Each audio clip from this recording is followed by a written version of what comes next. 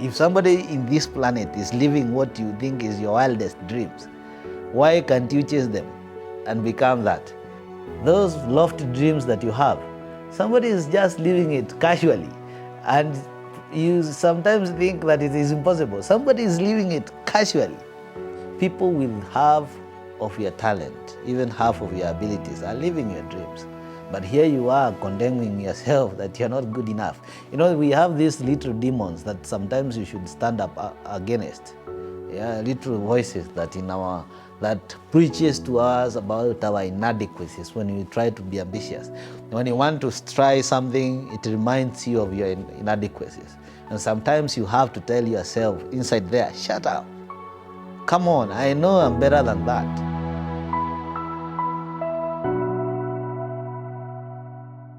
My name is Saitoti Salaon.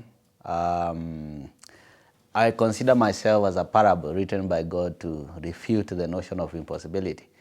Why I say this is that because I've been through thick and thin, been through hell and back. I've faced down odds and gods, and I've faced challenges that would have condemned me into a life that I didn't want. But through hard work, through persistence, through not giving up, I was able to raise myself from the challenges that I found myself in to the person that I am today. And that is what I do. I inspire people to rise above the challenges that they have. I was born in a place called Nabelbel in Narok County. And when I was a young boy, my parents separated. I was myself and my sister who follows me. And my parents went forth and started different families. And my father married another wife. My mother got remarried, and I found myself under the custody of my grandmother. I became like the last born she had, because even my uncles and aunties were older. So I became the kid in that home. So when my parents separated, now I had to move from Narok to Nakuru. My grandmother was living in Nakuru in a place called Moga. And my father, there were rumors that my father was looking for me. So my grandmother and grandfather, they decided to change my name. So I was born Saitoti Salaon. But here I go to my grandmother's place. I am given a name, Peter Mugushi Adhombe, which was my grandfather on my mother's side name, as opposed to having Saitoti, which is my grandfather, my father's side. So I joined Mogana Primary School, where I studied class 1 to 3. It was a beautiful place, and we had challenges. My grandparents were peasants. They did not have a lot going for them. So in 1997, my grandparents decided to move now from Nakuru to one of their parcel of land, which is in Laikipia, a place called Ormoran. So we moved to Laikipia, and when we moved there, we had not anticipated what happened next, because we did not even stay a week. After the 1997 general election, there was a lot of ethnic clashes. So immediately we joined a school there. The school was called Merigwit Primary School. There was this ethnic flare-up, and people were dying. The houses were being torched. And I found myself and my grandmother and my uncle, who is the youngest, because we were the only two kids my grandfather and my grandmother had. So we found ourselves at the mission, at the Catholic mission, as the IDPs. So we stayed there for some time. Things were hard. People were desperate. There were disappointments. Others have lost their kin. Others have lost everything. Their houses have been burned, but things were tough. So again, we moved from Laikipia to a place called Kambazi, Nakuru. One of my uncles lived there, so he accommodated us. That is where I now came and joined school again now at class 4, because at Moga I had reached class 3. And when I was in class 6, towards the end of class 6, my mother came out of the previous marriage and joined us at my grandma's place. And now we were this big family, yeah. So after some time, my mother passed away, and we were left under the custody of grandma. And things were very hard because now she had this big family. She is old. She has to do the menial jobs to sustain us, and things were very tough. And I found myself unable to proceed with the education, as it were, kwa sababu you had to pay the fee. The principal and the head teacher, that is, he didn't like sending people home for fees, because he would do that and people would sneak back at some point and be in class. So he used to whip us every morning so that we may push the parents. They pay the fee. So personally, I knew even the beatings will not help anything because there was nothing to bring. It was not that we were not willing to pay. So the beatings became intolerable, and I decided this is not good enough. So I had to quit. So that is how I kept working until one day there was this guy who was working with Kenya Power from our village. He was doing well. He had a good home. He had a good vehicle and all that, and everything seems to be going his way. And I once went to watch a football in his place. I was a football enthusiast. And the old man was watching my reactions to tackles, goals, and all that. Then he asked me, "What now? Because you love football like this, where do you think it will take you?" And I did not have that answer. He told me that you should love something that can change your life. That is when he told me that I am told you stopped going to school, and I gave him the story, which was understandable for him because he was from the village. He knew our situation. So he asked me if I was to look for someone if I was to talk to the head teacher, would you go back to school?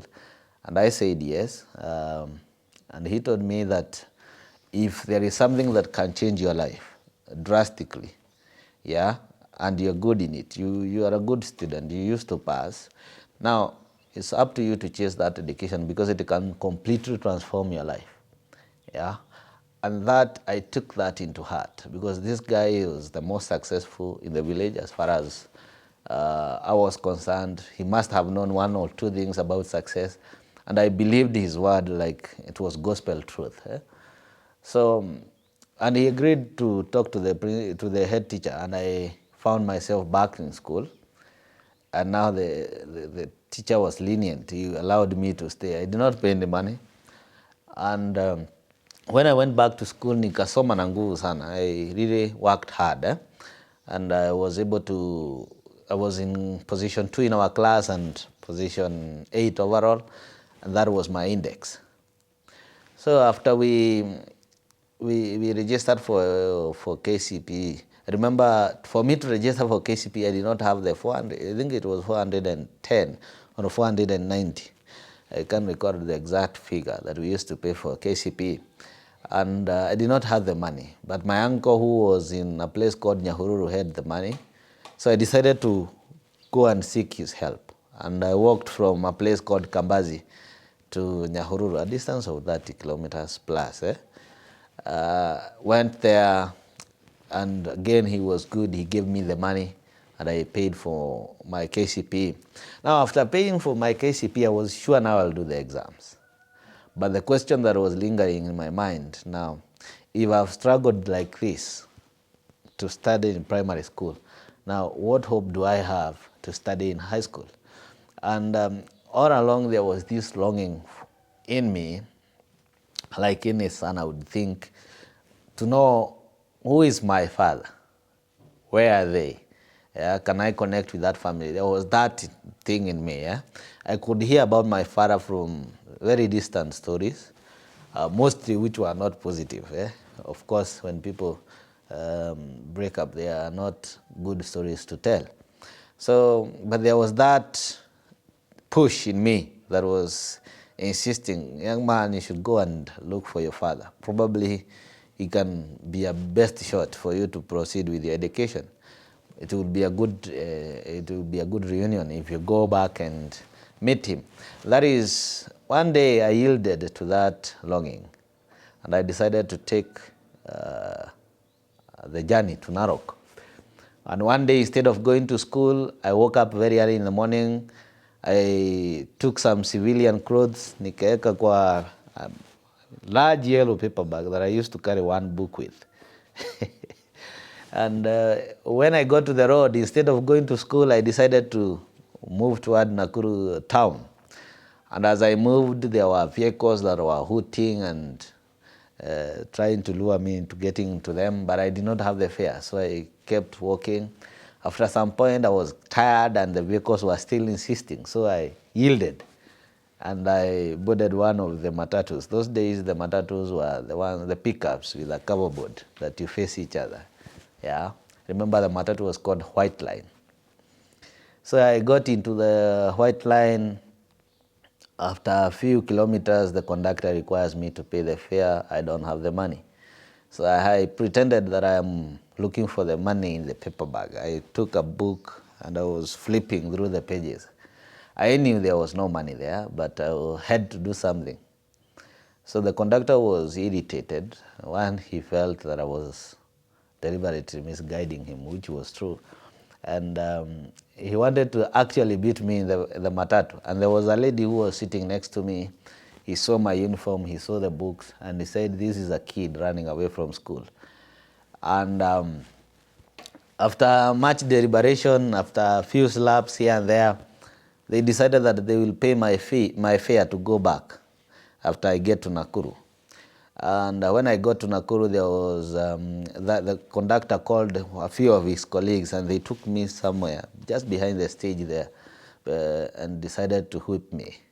They thought that I was a truant and indisciplined guy who needed some straightening. So they really whipped me, and as they whipped me, they were talking about, why don't you study? You have the opportunity and all that. They didn't know that they were preaching for the person who is already converted. So because I loved education, and that was my driving force. So I found myself back to where I came from in the morning. This time, the only difference is that my back was aching. Yeah, I've been whipped thoroughly, and I went back to my grandma's place very silently. I didn't say the happenings of the day. So I was silent. I was just nursing my pain. The next day, the longing that I had did not erode. It was still there. Actually, it was becoming strong. It was becoming like something that is haunting me. I was restless, to say the least.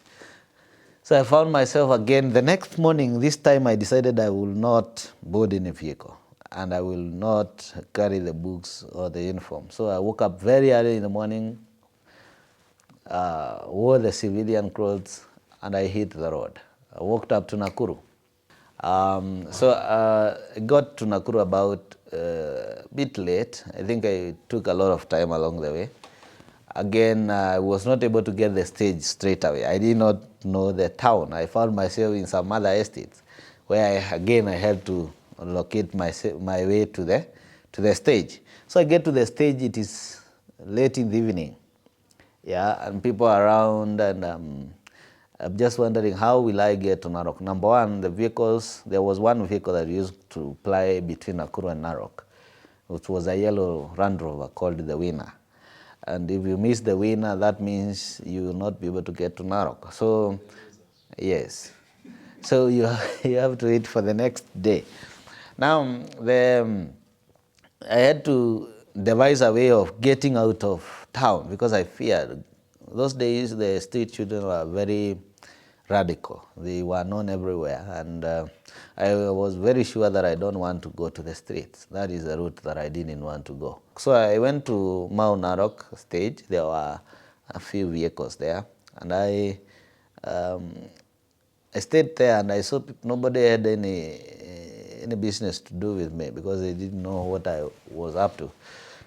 So after some point, and I saw the vehicles were one by one they were going, and probably after some few minutes there would be no vehicles. So I decided to I had to be dramatic, and I started crying.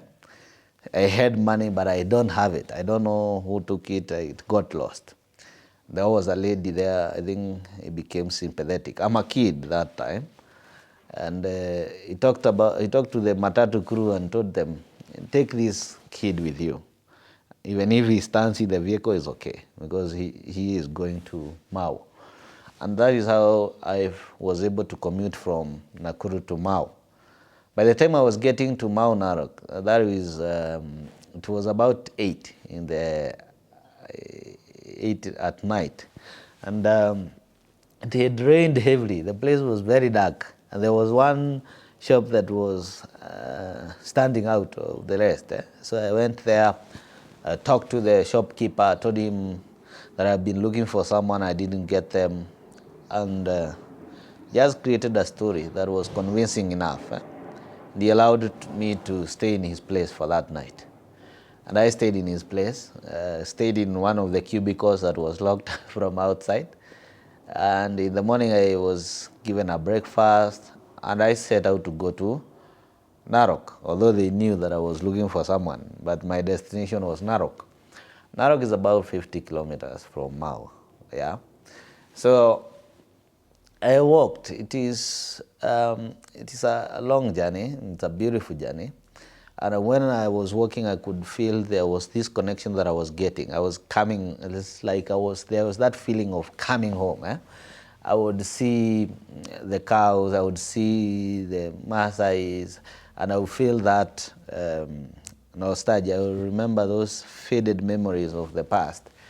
And as I got to my aunt's place, because my aunt's place is also in Narok, so that is the first place that I got to. So I went to my aunt's place, told them that I've just arrived. I didn't tell them about the intricacies or the details of the journey. They thought that I have just arrived from a vehicle. And I was welcomed. I stayed there for about a week. Then one day, I decided to go and look for my father. During the week, I've asked a lot of questions about them. I've gathered information. And I knew that if I go to a center called the Nabilbil, I'll be able to see my father. One thing I was told that my father's brother was very famous. And once I asked about him, I will get him. So I decided to go to that center, and I walked to that center, and I found the place was familiar, but not that familiar, because again, I was a small kid when I moved from there. And when I got there, I asked one of the men around who was just sitting around, and I asked him if he knows James, Salaon. And he said, yes, I know James. He was here, but he's gone to town. But that hotel belongs to his brother. One thing I knew, my father had one brother, who is James. So if that hotel belongs to James' brother, that automatically said that the hotel belongs to my father. So I went to the hotel, and there was this fear that I had. I didn't know how to confront him, how to introduce myself. I didn't know how he will react. Here I am, probably a decade plus after last time I saw my father, and I don't know how to introduce myself. I don't know how to break this news. So I'm standing at the veranda of the hotel, peeping inside. I see a man. I am not sure whether he is the one. One thing that I had forgotten how he looked like. So he comes out of the hotel, goes to the shop, and he bought something, and as he was coming back, I walked to him and bowed my head. That is our customary greetings. How you greet elders when you are a young boy. And he just placed his hand in my head, and he didn't say anything. He went inside the hotel. And I said, probably this guy knows me. He doesn't have anything. He doesn't want anything to do with me.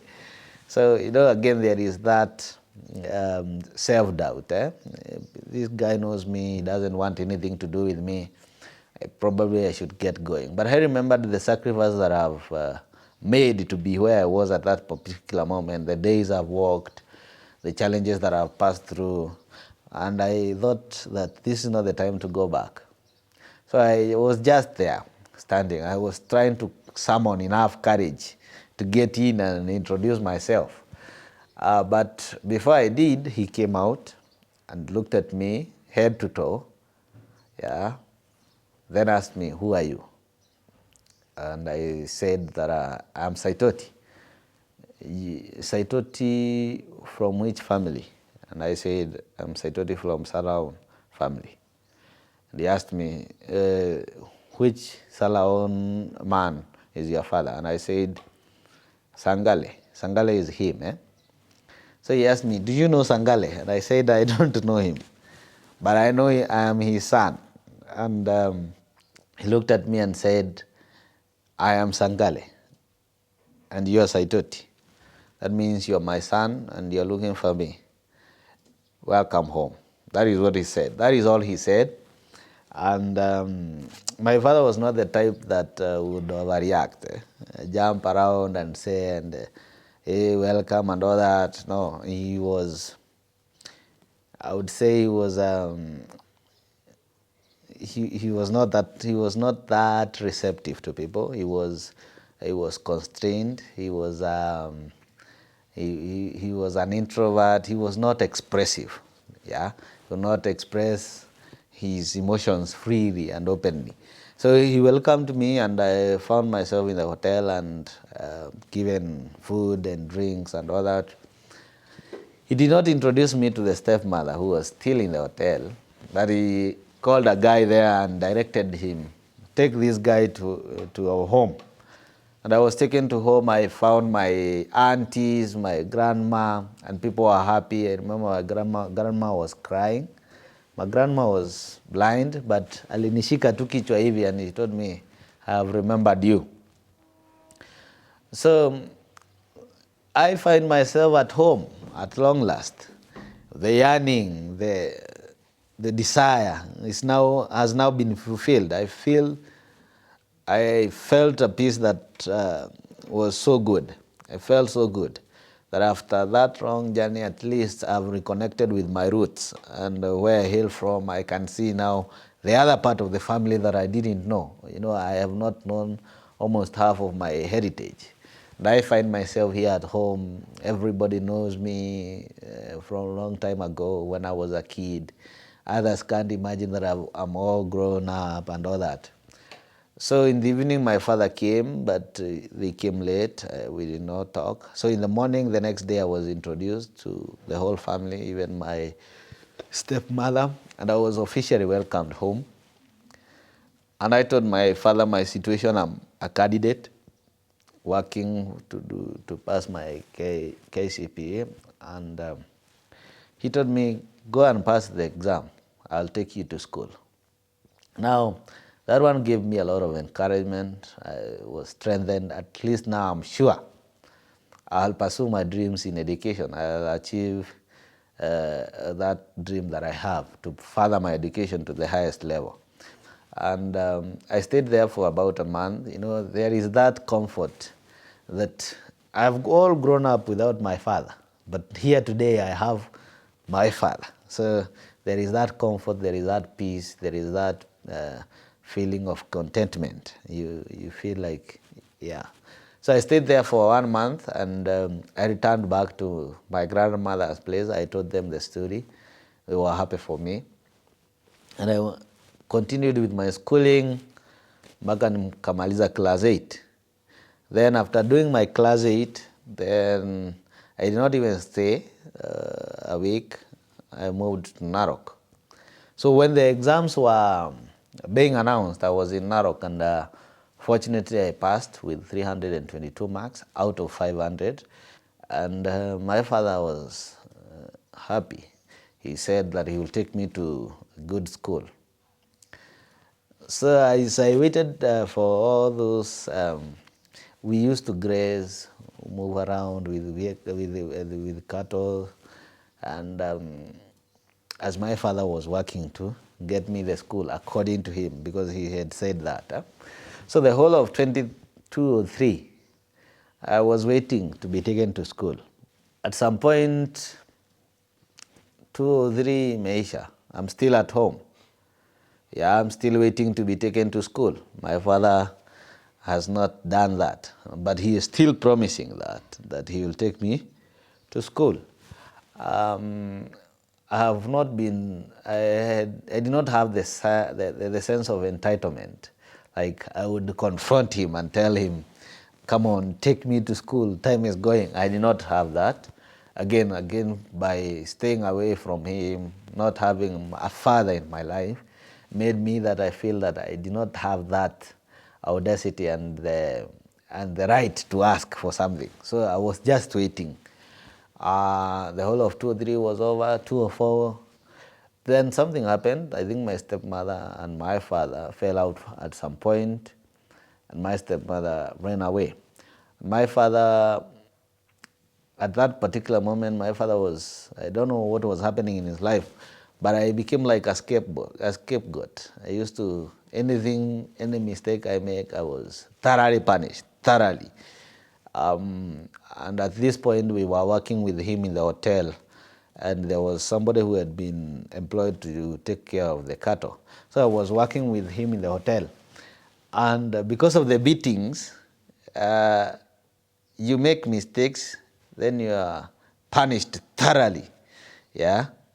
Because of that fear of making the mistake again, you also find yourself making the same mistake you are fearing to make. So again, you continuously being punished. It becomes part of your subconscious is always wary and uko na wasiwasi mwingi. You don't know whether if you touch that, that is amount to a war. When you do this, that is a beating in waiting. And because of that, you find yourself doing a lot of mistakes, and then you are thoroughly punished. And even people, the onlookers, the observers would tell me, come on, this guy wants to kill you. And I still felt so attached to my father. Because again, remember, he is the only parent that I had. So despite all this, I never hated him. I actually loved him and loved the kind of person he was. He was creative and hardworking. But again, the beatings were becoming too much. And I had to run away because I felt like he will kill me next time. This beating it's accelerating as we proceed. So maybe the final point is death. So I decided to run away from him, and I went to my auntie's place, which is also around within the vicinity. Si mbali sana, about 10 kilometers. Walked there, and I stayed there for some time, and went back to my grandmother's place, started working as a milkman for a certain teacher. Worked there, my pay was 1,500. I worked very well and very hard. It was raised to 1,800 per month. That is the whole of 204. Then 205, that is, 205, there was this school that was started in the community by a certain pastor. He said that he had some funding by the donors to take care of the less fortunate. So it was called Passions International School. And they were asking 3,000, that was the admission fee. And I worked for them. I dug a pit latrine for the school, and I was admitted. That is 2 years after doing my KCPE. So after one term, I don't know what happened. Probably there was misappropriation of funds, and somebody ate the donor money, and the donors withdrew their support. The school went under. So we found ourselves again in the square one. And as I moved from that school was in a place called Subukia Boarding. It's deep inside Subukia. And as I walked from that place, I could see people engaged in what I think was pragmatic, practical work. And there was that voices in my mind would tell me, come on, be pragmatic. Yeah, this thing, you've pushed it, it is not happening. embrace life as it is. Forget about your dreams. Yeah, you can see these people. You can see people in farms and they are doing well. They look happy and they look like they are fulfilled. So it's high time you throw away those dreams, because again, they are far, far, far away from you. They are out of your reach. So there was that, and then there was that statement by the rich old man in the village that if there is one thing that will drastically change your life and that of your siblings and revolutionize the way you live, is education, because again, you're good in it. But after that debate in my mind, again in the people, still the eye to continue with my education was still the strongest. So again, I decided to go back to Narok. And I found myself with my father in the hotel again. This time round, he said, "Oh, you had gone to school for one term?" "Yes." "Okay, I'll take you to school." That is in 2005. And he said, "I'll still take you to school." And I still believed in him that he will do it, because he never said I will not. He always gave me hope that he will take me to school. There was always that hope. So I worked in the hotel for some time as I wait for him to gather the funds and take me to school and get the school, because he was saying, "I'm looking for a good school for you." Okay, I didn't know how good the school was to be, because seems he took a lot of time to get that good school. So after working in the hotel, I found myself manning the hotel, because now my father and the other siblings had relocated to town. So I was the only one in the hotel and staying at home. So after some times, it was claimed that I took some money from the hotel, which I didn't. I was this faithful boy. Felt that this is our property, this is our wealth. I should be the custodian. So my father told me that he doesn't want to see me in the hotel. So again, I moved from the hotel and went home. Now from home, I was almost starving. There were no food. My father and the family, they are in town. I'm here alone. So I started working in people's farms.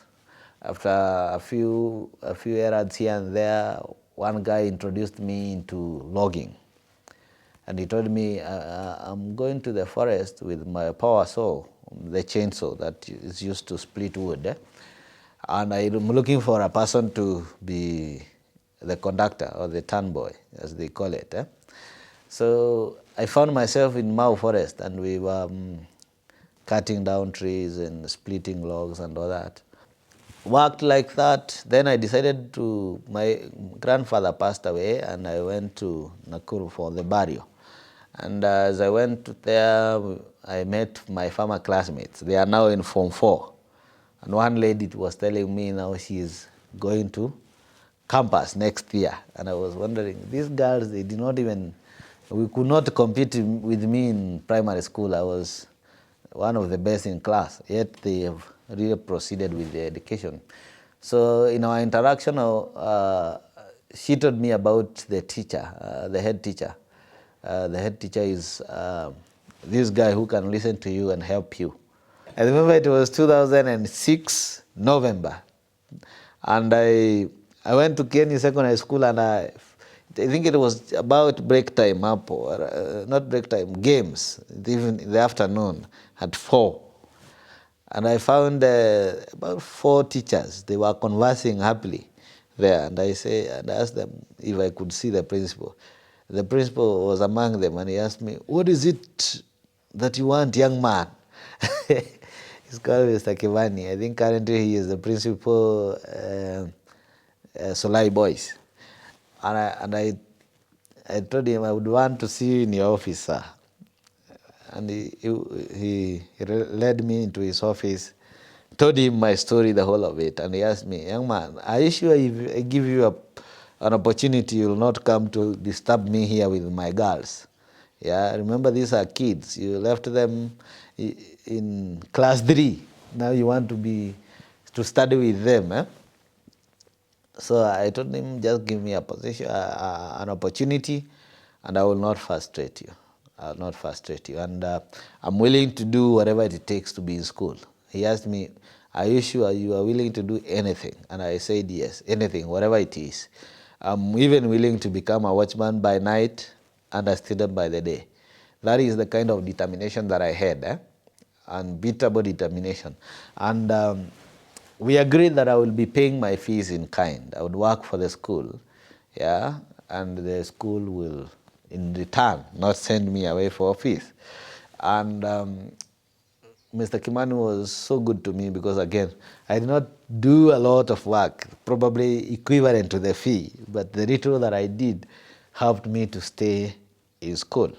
So even when Mr. Kimani went, Mr. Karanja came, the same arrangement continued with the school, and I became this vibrant student in school. I was the CU chairman. I was the head boy. I was in drama. I was in the 4K club. I was all over. I remember one of my teachers telling me I am omnipresent because I was everywhere. So during those times, I found myself speaking to students because, again, they were younger than me, 4 years. When I was in Form 1, I was older than Form 4s. Yeah, because when I was in Form 1, the Form 4s, the Form 4s who were there, I had left them in Class 7. So I was the oldest person in school in terms of students. And I found myself like these senior brothers, so I would use most of my time to counsel them. I didn't know that I was preparing myself for a career. So I was that vibrant guy, and after I did my KCSE, I was able to get a B of 61 points. Which was a far cry from what I could have gotten. I think I spread myself too thin. I was all over the place, as the teacher said. And most of my friends passed exemplarily.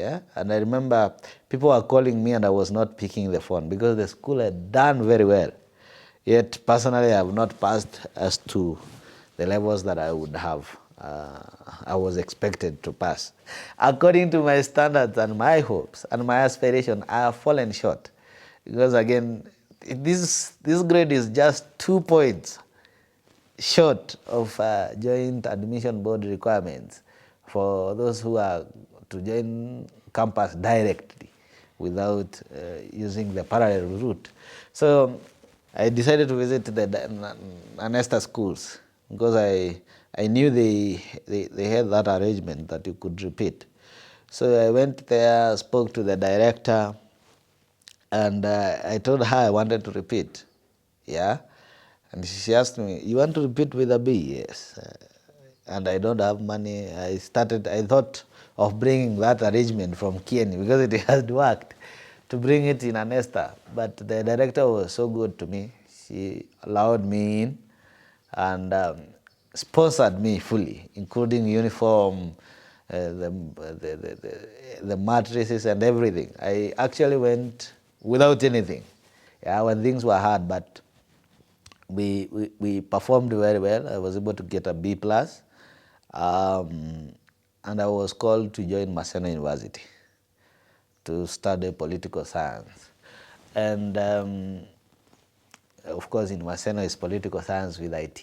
IT is the integral part of Maseno University. So before I joined Maseno University, we stayed for, I think, 2 terms, and I worked as a teacher in a school called Oldonyamara Secondary School. I was the pioneer teacher there. I did the first admission of students. Currently, it's a big school, it's a government school.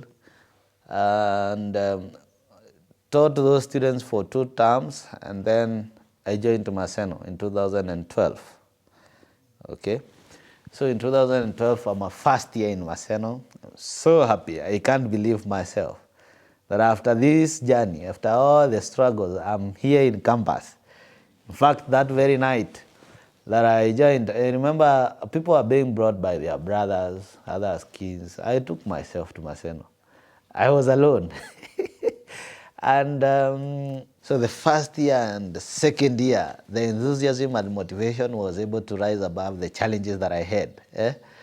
Now, until now, the end of second year, that energy and motivation was slowly eroding, because again the challenges were becoming many.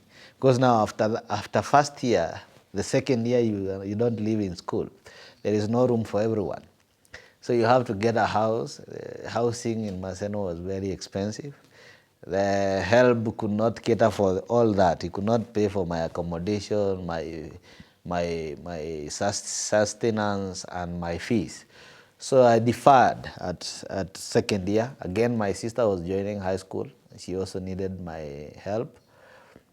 And I deferred for 1 year and went to become a court clerk. I became a court clerk in Nakuru, in a law firm, and I worked there for about 7 months.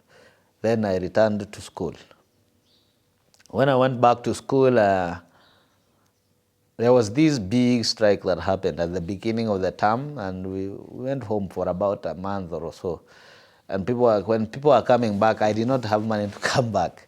So I decided that again to defer again, and I deferred again. And I got another job as a teacher. I worked for 2 terms. Then in 2016, that is 2016 September, I started my first semester that year. Yeah, and I found myself in a complete set of new course mates. The ones that I was studying with are now in their final year. Actually, they are waiting a graduation. Here I am in that year. Again, I didn't give up. Yeah, one thing that I have realized is my common trait is that I don't give up. Things might be hard, I might not be the best there is, but I don't give up. I always stay there, stay in contention. I work as hard as anyone can, and I ensure that I don't give up. That is a trait that I love about myself. I was able to graduate with second upper with political science in 2018. And that was my education journey, although it is not the end of it, because we are still proceeding. After all those struggles, after all those days, those setbacks, I'm here with a gown, and I think the words of Lupita Nyong'o were in my mind, that whatever dreams that you have, they are very valid. They are very valid, because I had a dream that seemed impossible, seemed out of reach, but here I was after years. It had taken me 23 years to get that degree instead of 16. Ordinarily, it takes 16 years to get a degree in Kenya. Okay, that is the academic part of it. Because you 844. Yeah, but God is good. I was able to complete it. Now, when I came out of school, I had another challenge now, because again, even the people who look up to me had given them this hope, that things will be good, things will be good. We are working hard, the future is luminous, and things will fall in place. Don't give up. But now, I've done that for far too long, to the point that it didn't seem realistic. It is time now they start seeing that happening in my life. So I came out of school with a lot of energy. I was determined to change the situation now, not that it will happen then, but now.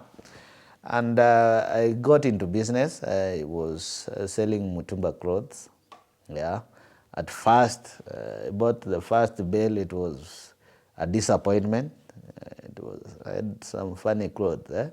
Some that didn't get the buyers, even if you give them free. Okay. Again, I was naive. I didn't know how to choose. So I thought by just buying and taking it to the market, then things will be good. I did not do my due diligence on that, and I suffered for that. Again, throughout my life in campus, I was doing motivational talks, but I was doing them voluntarily. Just I'd go to a school, tell the principal about my story, and share the same with the students and inspire them, and I would go. They would give me tea and say, God bless you, and that would be the case. And I realized that this was my passion and I could still monetize it and make it a career.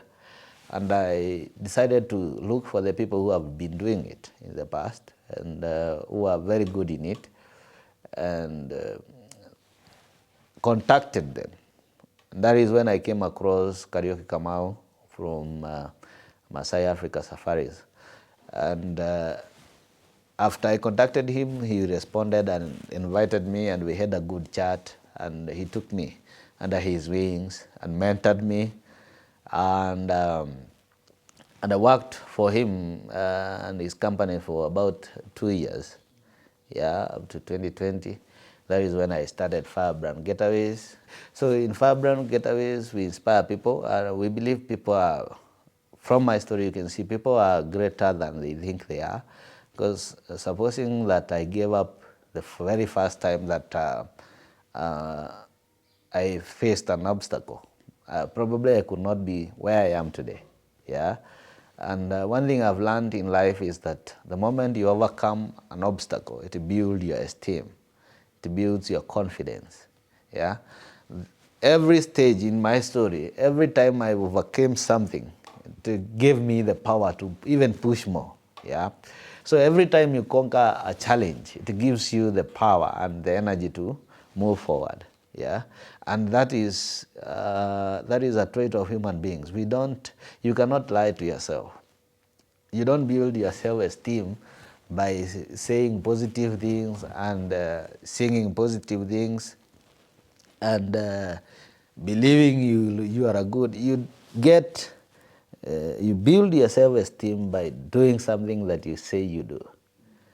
When you know that you are a man of your word, when you know you are a lady of your words, when you say, this is what I will do, and you do it, then your belief is strengthened. Your belief is fortified. Your esteem skyrockets. Because now you prove it to yourself. The hardest thing in life is to prove to yourself that you are what you say you are. And when you do that, then you can build something that no external force can break. And that is what my life has done to me. It has forged a character in me that things can be hard, but one thing that I'm sure of myself, I don't give up. So whatever challenges that you're passing through, they are there to shape you into becoming a better person. Because as they say, the harder the process, the better the product. So no matter the challenges that you're going through, don't give up. Let them not break your spirit. Don't lose your hope. Keep working, keep believing. And when you do that, at the long run, in the final analysis, you look back with a lot of pride, like I do today. I'm not where I need to be, I know that, but I'm so inspired by the journey that I have been through, the challenges that I've overcome, and they give me the launching pad even to pursue my dreams further. I've written a book, blow by blow account of my story is crystallized in this book. It's called Beyond Limits. I've met limits, I've jumped over them, others have crawled over them.